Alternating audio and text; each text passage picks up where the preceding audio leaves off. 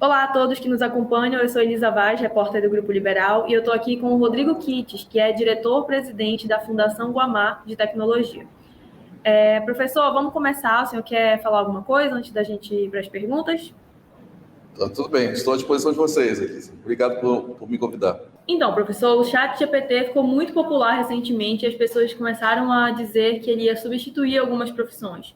Mas existe também o lado positivo e tecnologias como essas também podem agregar, né, em profissões. Então, eu queria saber, na sua opinião, quais são as áreas que tendem a ganhar com inteligências artificiais como essa? As tarefas que são repetitivas, intelectualmente repetitivas, podem se beneficiar de maneira significativa com ferramentas desse tipo. É a primeira, de fato, a primeira geração de ferramentas de inteligência artificial que chega no mercado e que a gente pode realmente utilizar e ter benefícios. Então, alguns exemplos. Um professor, por exemplo, algo que eu faço, por exemplo, quando eu preciso preparar uma lista de exercícios para os meus alunos, hoje eu consigo utilizar o ChatGPT para pedir para ele gerar, olha, eu quero que você crie uma questão sobre determinado assunto, onde você forneça 4 alternativas erradas e uma alternativa correta. O ChatGPT consegue produzir isso de maneira rápida, né, automática, e obviamente eu preciso supervisionar o resultado que vai produzir no final, para que a gente possa aperfeiçoar, e eu, por exemplo, posso dizer como a minha experiência, eu venho utilizando isso de maneira sistemática. Uma pesquisa do PageGroup aponta que profissões como desenvolvimento de robôs virtuais e também especialistas em inteligência artificial podem despontar com a chegada do GPT. O senhor acredita nessa tendência que profissões tecnológicas também vão ganhar com o ChatGPT? Já vem surgindo, de fato, uma procura por profissionais que consigam manejar de maneira adequada essas ferramentas. Porque essas ferramentas, elas precisam ser usadas com certo nível de supervisionamento. Ou seja, a pessoa precisa saber o que buscar e, à medida que ele recebe resultados, também precisa saber filtrar, porque hoje essas ferramentas não substituem as ferramentas de busca, né? Então, uma ferramenta como o ChatGPT consegue trazer informações sobre fatos até de 2 anos atrás. Quando eu preciso de fatos correntes, fatos atuais, se eu perguntar, por exemplo, o ChatGPT quem é o presidente do Brasil, provavelmente ele vai fornecer para mim uma informação errada. Então, por isso que a gente precisa de profissionais especializados nessa área. A gente falou sobre como os profissionais podem ganhar com o ChatGPT e outras inteligências artificiais.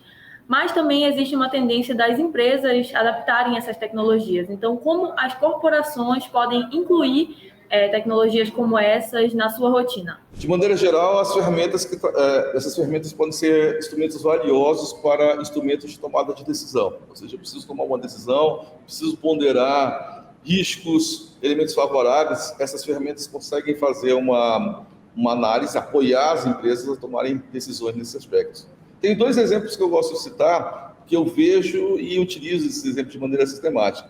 Uma é a área de programação de computadores. É impressionante o que o ChatGPT é capaz de fazer. Se você tem uma tarefa de programação de computadores, você consegue formular direitinho o problema, o ChatGPT consegue produzir para a gente um programa praticamente pronto, que a gente pode pegar como um protótipo e evoluir isso para o produto final.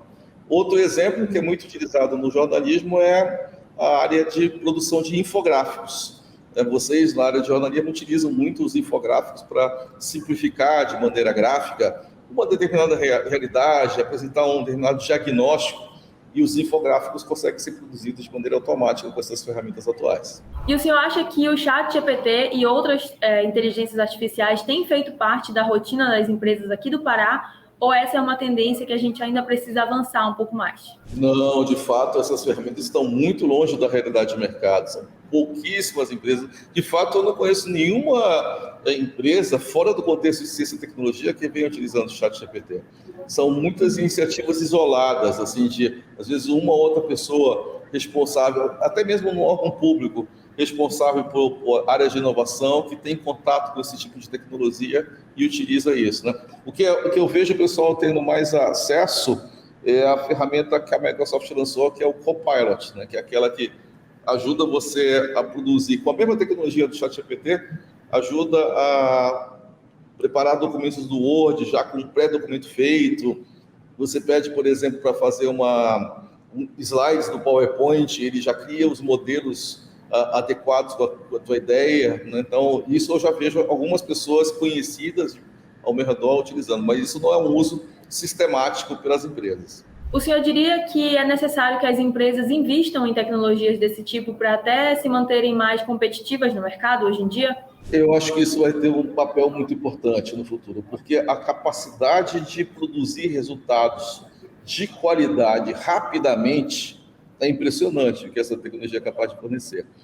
O que a gente precisa sempre é ter cuidado, que essa tecnologia é capaz de fornecer com base em informações que nós fornecemos, né? Nós precisamos ainda saber manejar e lidar com essa questão de que elas não são ferramentas de busca, quando a gente tiver realmente ferramentas que integrem ferramentas de busca com inteligência artificial, que é alguma coisa que a gente deve ter até o final do ano, aí de fato a gente vai ter ferramentas bastante poderosas que vão poder ser utilizadas de maneira ampla por todo mundo. O senhor citou que em alguns casos do uso da inteligência artificial, o profissional precisa ficar ali supervisionando aqueles resultados. E a gente sabe que a inteligência artificial não funciona bem sem o capital humano.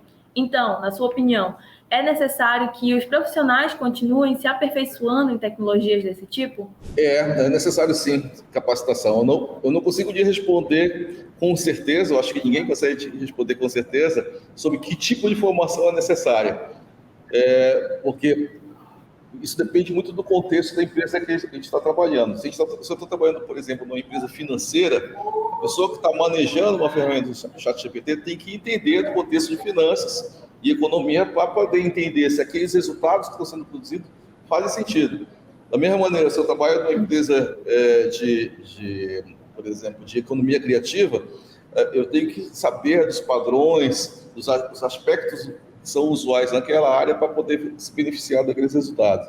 Então, o papel desses consultores é um papel principalmente de filtro ou seja, para filtrar se os resultados são realmente válidos para serem utilizados, porque muitas vezes a gente precisa fazer várias consultas, uma ferramenta no ChatGPT, até obter um resultado válido. E depois da filtragem, tem que ser uma pessoa que seja capaz de adaptar e utilizar isso no contexto do negócio específico. Então, professor, essas foram as nossas perguntas. Muito obrigado por aceitar participar dessa entrevista e por conversar com a gente daqui do Liberal.